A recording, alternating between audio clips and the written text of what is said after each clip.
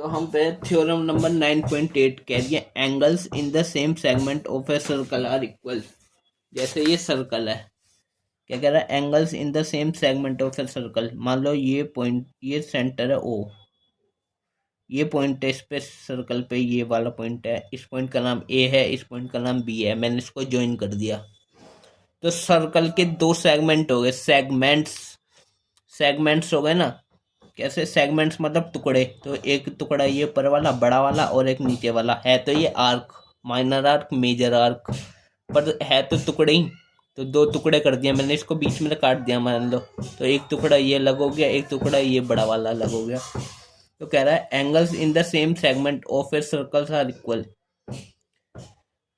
Circles पे same segment, ये segment ये वाला ले लिया मैंने, मान लो बड़ा वाला, मान लो इस पे ये पॉइंट है, ये भी पॉइंट है, कहीं भी लगा सकते हैं पॉइंट। इस पे यहाँ से एक एंगल बन रहा है, सबटेंड हुआ एक एंगल इधर। इस लाइन का कहने का मतलब है ये वाला एंगल और ये वाला एंगल इक्वल रहेगा। और या कहीं भी पॉइंट बनाऊं मैं, चाहे यहाँ बनाऊं, चाहे यहाँ बनाऊं, चाहे यहाँ बनाऊं, और इनको मिलाऊं, इसको मिला दिया, चाहे मैंने इसको मिलाऊं, चाहे मैं इसको मिलाऊं, ये सब एंगल, ये और ये मान लो पॉइंट है सी, ये है डी, ये है ई, ये है एफ और ये है जी। तो जो angle C, angle D, angle E, angle F, angle G, ये सब इक्वल होंगे। एंगल सी इक्वल होगा एंगल डी के, इक्वल होगा एंगल ई के, और इक्वल होगा एंगल एफ के, और ये इक्वल होगा एंगल जी के। ये सब इक्वल होंगे। इस लाइन का कहने का मतलब यही है कि angles in the same segment of a circle are equal. Same segment में एंगल्स आर इक्वल होते हैं।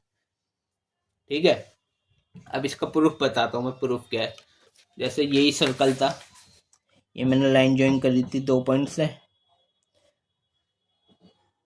ए बी, ये कोड बन गई एक, दो सेगमेंट हो गए, एक ऊपर वाला एक नीचे वाला, ये सेंटर है ओ। तो दो पॉइंट लिए मैंने इस पे, मान लो ये दोनों यहाँ से एंगल जो बनेंगे, एंगल सबटेंड होंगे, वो इक्वल होंगे।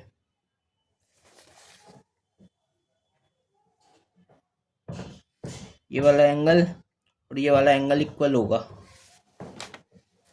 ऐसा ही थ्योरम कह रही है 9.8। देखो जैसे ये सेंटर है, सेंटर से जब 9.7 थ्योरम पढ़ी थी, क्या था, सेंटर से जब एंगल सबटेंड होता है इस आर्क से, ये वाला एंगल इस वाले एंगल का डबल होता है, तो इस वाले एंगल का भी डबल होगा।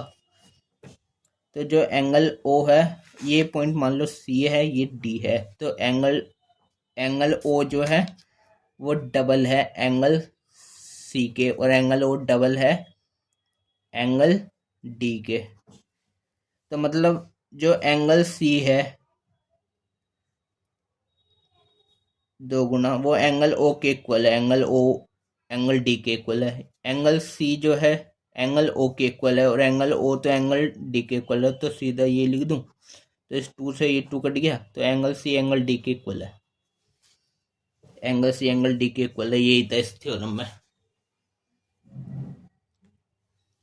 और कोई सा भी पॉइंट ले लो, ऐसे ही हम इस सब सारे प्रूफ कर देंगे। जो भी बनेगा इस साइड एक सेगमेंट पे, जितने भी सरकमफेरेंस से जाते हुए बनेंगे, वो सारे एंगल्स सेम रहेंगे। यही था थ्योरम नंबर कौन सी, 9.8।